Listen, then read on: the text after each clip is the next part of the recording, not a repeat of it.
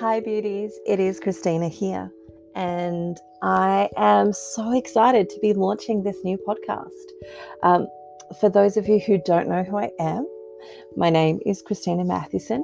I'm a naturopath, I'm a herbalist, I'm a GAPS practitioner working on gut health and healing gut health, and a life coach, and all of that kind of bundled into one, along with being a mother of 7 beautiful children and a homeschooler and a gardener and, just me.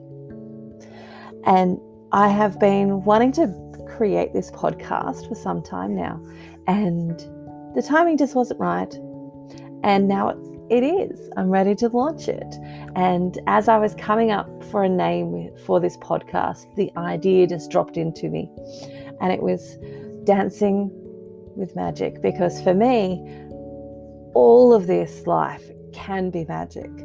The fact that we can take a seed and we can plant that in the ground, and that seed, watered and nourished, can grow into food that then is beautiful for our body and nourishes us. That for me is like magic. And much of our life is this discovery and dancing with magic when we choose to, when we embrace all of the parts of ourselves and we start to look at our life in a different perspective and in a different way, and realize our conditioning plays a massive role in who we have become today. And that can be for us or against us. And we can choose to use that in any way we feel led to use it. And so I'm super excited to launch this podcast. It's going to be about a whole range of amazing things, because as I mentioned, I wear many hats, and life keeps me very interested in a whole bunch of different things.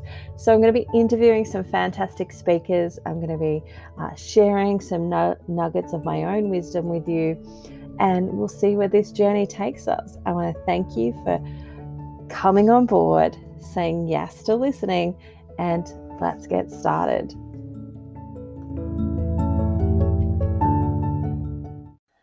Okay, so let's get started.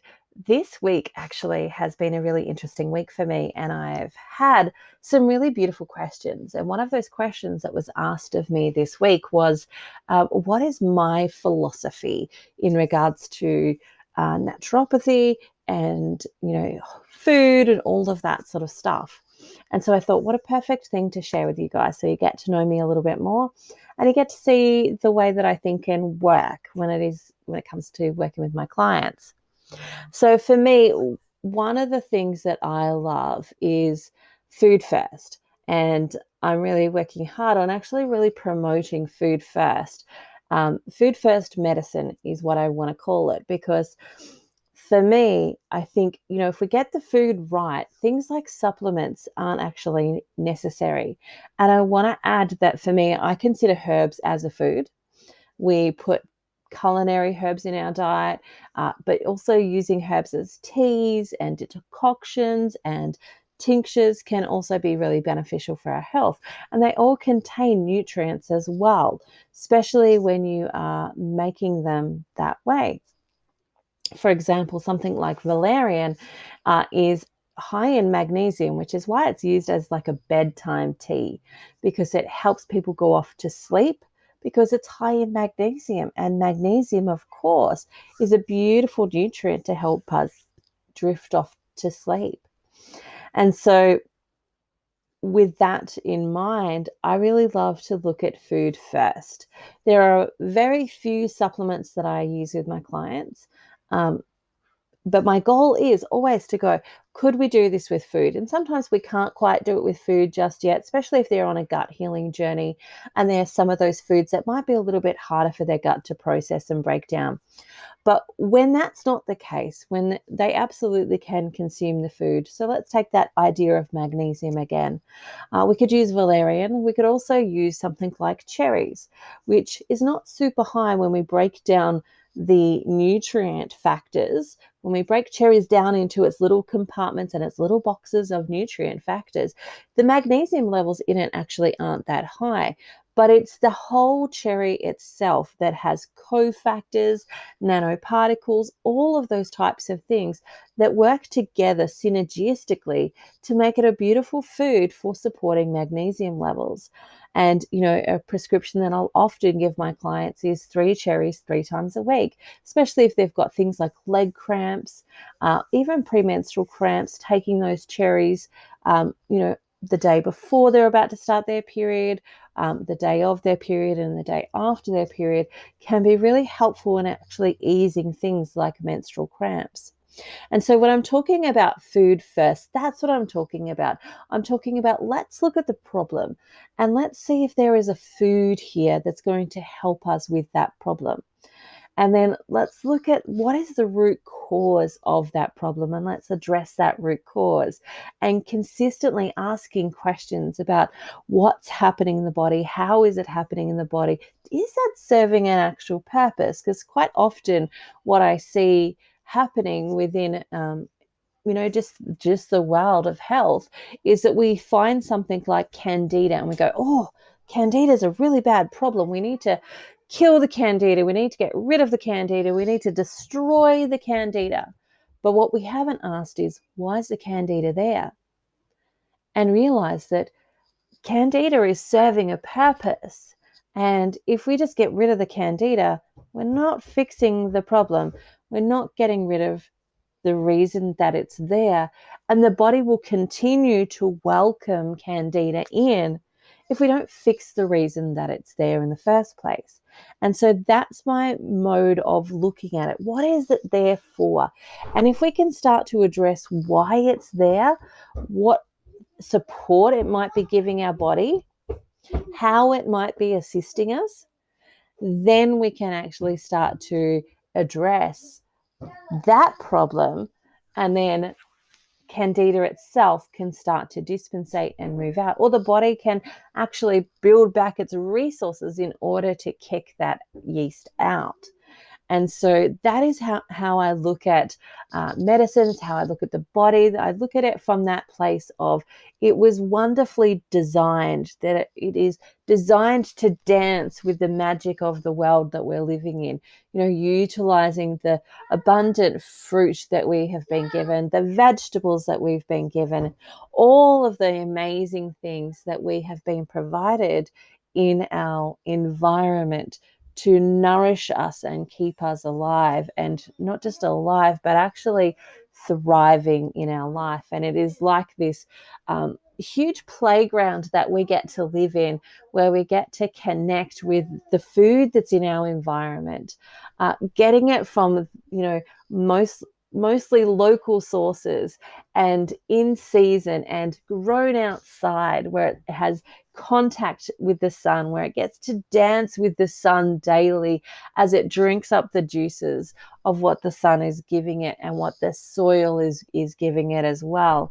And so that's where this inspiration for me of dancing with the magic comes from, is that we still are yet to learn everything that there absolutely is to know about nature and how nature works and the symbiotic relationships between all of the different things. We're yet to still learn all of that. We know parts, but we don't know the whole story. And that for me is like the magic of the world that we are in and we're celebrating and being encapsulated with. And so for me, when it comes to my approach to food, I look at food from this magnificent place of, if we get back to the way that it was meant to be grown, utilizing all this beautiful stuff that we've been given. Today my children were cutting up banana peels so that we could make some banana peel tea, and that's going to be used to fertilize our garden. It's going to be full of potassium and nitrogen, two really beautiful nutrients that help the garden grow and produce healthy vegetables for us to actually consume. And so for me, it's about dancing and rediscovering and playing and getting involved back in to the things that are around us, the nature that is around us, and embracing all that is us, not just from this food point of view, but then also looking at it from that holistic point of view of what's happening in our bodies is also connected with us from a emotional level as well. And as we start to unpack some of the emotional parts, we also then get to heal different things within our body too, because we create freedom. And when we're looking at emotions, emotions are just energy in motion. Energy in motion. It's meant to move out of us. It's not meant to stay in us. It's meant to come in, we feel it, we process it, and we actually let it leave. But we have grown up in a society that doesn't necessarily allow for that. We live in this society instead that is like shut down. It's hard. It's like don't show emotions because emotions are bad, and we have to be all in our heads thinking logically about everything. And it's not that we don't think logically about things, it's that we have both. We need both the logic and the emotions, and they do this dance together. And we have to feel our feelings in order for them to leave our bodies. Otherwise, they stay there and they stagnate.